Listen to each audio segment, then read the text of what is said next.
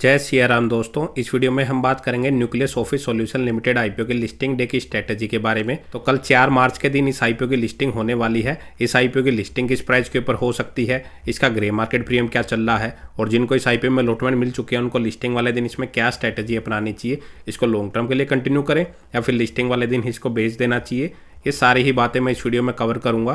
तो लास्ट तक वीडियो को जरूर देखिएगा। अगर आईपीओ की बात करें तो यह आईपीओ 24 से 27 फरवरी के बीच में खुला था। कंपनी 234 रुपये पर शेयर इसका प्राइस बैंड रखा था। एक लॉट में कंपनी 600 शेयर यहाँ पे ऑफर कर रही थी। टोटल इशू साइज देखें तो कंपनी लगभग 31 करोड़ 70 लाख का लेके आई थी और सारा का सारा फ्रेश इशू के जरिए अपनी होल्डिंग्स यहाँ पे बेच रही थी। इस आईपीओ के अगर टोटल सब्सक्रिप्शन की बात करें तो यह आईपीओ लगभग 1.25 गुना के आसपास सब्सक्राइब हुआ था। रिटेल कैटेगरी में 1.7 गुना और एनआई कैटेगरी में तो यह 1 गुना भी सब्सक्राइब नहीं हुआ था। 0.87 गुना ही है एनआई कैटेगरी में सब्सक्राइब हुआ था। तो मैक्सिमम जितने भी लोगों ने अप्लाई किया होगा तो मैक्सिमम जो चांसेज है उनको अलॉटमेंट मिल चुका होगा। और अगर हम इसके लेटेस्ट ग्रे मार्केट प्रीमियम की बात करें तो करंट इसका जो ग्रे मार्केट प्रीमियम है वो स्टार्टिंग से ही लगभग 0% के आसपास चलता हुआ नजर आ रहा है, क्योंकि जब ये आईपीओ क्लोज हुआ था तब इसका जो ग्रे मार्केट प्रीमियम है वो गिर के 0 रुपये के आसपास आ चुका था। मतलब तभी इसमें लग रहा था कि यह आईपीओ लिस्टिंग गेन देता हुआ नजर नहीं आ रहा, लेकिन उसके बाद भी यह आईपीओ लगभग 1.5 गुना के आसपास सब्सक्राइब हुआ था।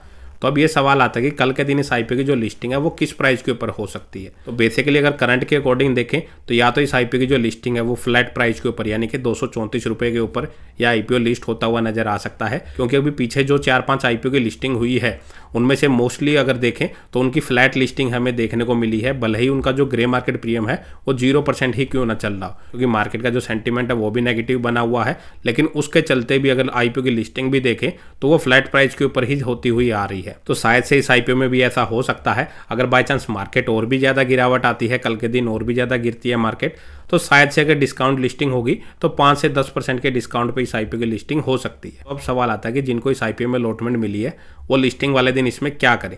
तो बेसिकली मार्केट का जो सेंटीमेंट चल रहा है, अभी न्यूली लिस्टेड कंपनियों को होल्ड करना काफ़ी रिस्की हो सकता है। तो बेटर रहेगा आप अपने फाइनेंशियल एडवाइजर से डिस्कस करके अगर कल के दिन इसको बेचना है तो तुरंत बेच दे। अदरवाइज अगर लॉन्ग टर्म के लिए कंटिन्यू करना है तो आप उससे पहले कंपनी के सारे फंडामेंटल्स को जरूर एनालिसिस कर लें। अगर आप मेनली कंपनी के बिजनेस की बात करेंगे तो कंपनी का जो मेनली बिजनेस अगर आप देखेंगे तो कंपनी को वर्किंग एंड मैनेज ऑफिस के जो स्पेसेज होते हैं वो मेनली प्रोवाइड करवाती हुई नजर आ रही है, जिस company mainly desk, private cabins, meeting rooms and startup zones and virtual offices ये कंपनी प्रोवाइड करवाती है। एक तरीके के जो कैफेटेरिया वाले ऑफिस होते हैं उसी तरह का कंपनी का जो बिजनेस मॉडल है वो नज़र आ रहा है। नई ही कंपनी इस सेगमेंट में काम कर रही है। 2019 में ही कंपनी की स्थापना हुई थी, मतलब 4 से 5 साल इस कंपनी को हुए हैं। बिजनेस ग्रोथ कंपनी की अगर आप देखेंगे तो वो काफ़ी अच्छी नज़र आ रही है। 3.5 करोड़ से कंपनी का रिवेन्यू पिछले 3-3.5 साल में बढ़ के लगभग 21.5 करोड़ का हो चुका है और 11 लाख से प्रॉफिटेबिलिटी बढ़ के 1.5 करोड़ के आसपास की हो चुकी है। लेकिन अगर आप रिजर्व देखेंगे सिर्फ 6 करोड़ के रिजर्व हैं कंपनी के पास और लगभग 13.5 करोड़ की डेप्ट नजर आ रही है। तो डेप्ट कंपनी के ऊपर ज़्यादा देखने को मिल रही है, जिसके चलते इसका डेप्ट टू इक्विटी रेशियो अगर देखेंगे तो वो 2 के आसपास चलता हुआ नजर आ रहा है। तो ये एक छोटी कंपनियों में काफ़ी दिक्कत की बात होती है कि उनके ऊपर कर्जा भी काफ़ी ज़्यादा रहता है। उसके बाद अगर इसकी मार्केट कैप देखें 95 करोड़ के आसपास की है। वैल्यूएशन भी थोड़ी महंगी ही नजर आ रही है। मार्केट के करंट सिनेरियो को देखते हुए फिलहाल तो ऐसा ही लग रहा है कि लिस्टिंग के बाद इस आईपीओ में शायद से गिरावट और भी ज़्यादा आ सकती है, क्योंकि इसका जो पी रेशियो भी अगर देखेंगे तो 46 के मल्टीपल पी पे अपने आईपीओ को लेके आ रही है। तो वैल्यूएशन में भी थोड़ा करेक्ट हो सकती है। तो आने वाले टाइम में शेयर प्राइस कहाँ तक गिर सकता है वो भी किसी को नहीं पता।